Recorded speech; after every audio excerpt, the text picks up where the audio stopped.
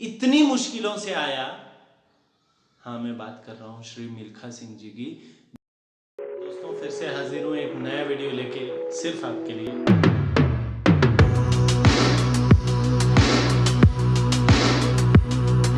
12 साल का बच्चा, सोच के देखिएगा, एक 10-12 साल का बच्चा जिसके माता पिता को मार दिया गया है, सारे खानदान को नष्ट कर दिया गया है, सबको मार दिया गया है।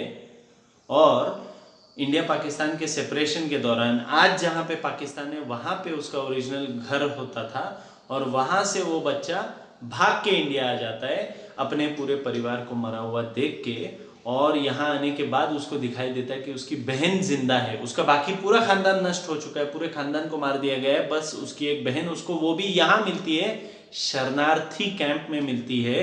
सोच के देखिए, वो लड़का जैसे जैसे बड़ा होता है, बहुत बुरे माहौल की वजह से, क्योंकि मजबूरी से आए हुए लोग हैं, बुरे माहौल में हैं, इसलिए बहुत सारे लोग मजबूरी में बिगड़ जाते हैं, कुछ निखर जाते हैं, कुछ बिखर जाते हैं। पर ये बच्चा शुरुआत में बिखर जाता है, परेशान हो जाता है, चोरी चकारी करने लगता है, लोगों को फंसाने और हड़पने लगता है।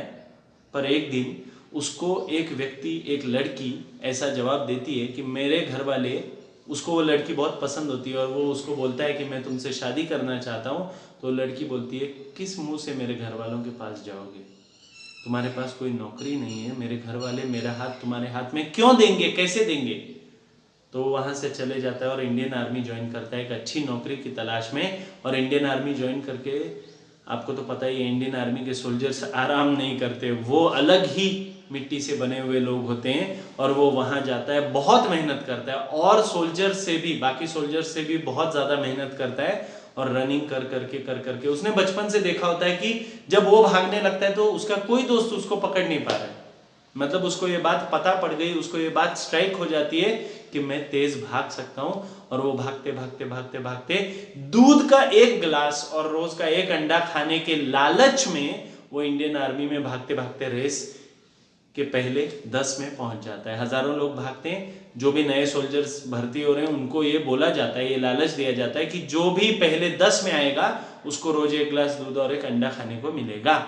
इस लालच में वो बच्चा भागता है, वो आदमी भागता है, और वो भागते भागते पहले 10 में आ जाता है। और फिर और कोशिश करते रहता है, प्रैक्टिस करते रहता है, करते करते करते करते आर्मी की तरफ से खेलता है, फिर इंडिया की तरफ से खेलता है। पहले आर्मी की तरफ से खेलता है, फिर आर्मी से और हायर लेवल पे जाता है, इंडिया की तरफ से खेलता है, कॉमनवेल्थ वगैरह गेम्स में खेलता है, ओलंपिक में देश का नाम रोशन करता है।